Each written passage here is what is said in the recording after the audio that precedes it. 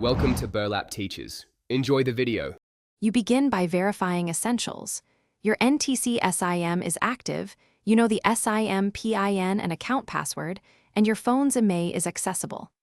Now, open the dialer and do not pause. Some networks require short sequences.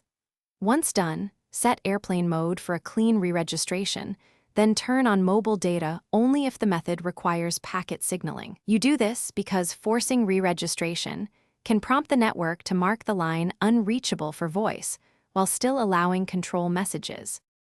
You now manipulate network registration.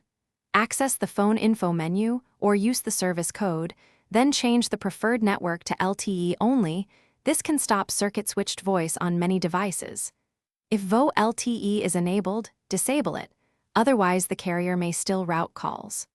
Alternatively, check NTC UST options for a temporary incoming call block and trigger it. Do this because forcing a data-only registration or applying a carrier-level block causes the network to report the line as not reachable. You complete the process by testing.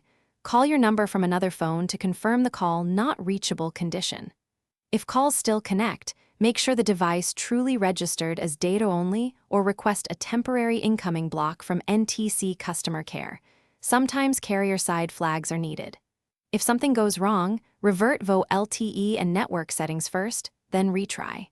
Remember, you are changing how the network sees your device, so patience and one round of support escalation usually resolves persistent issues.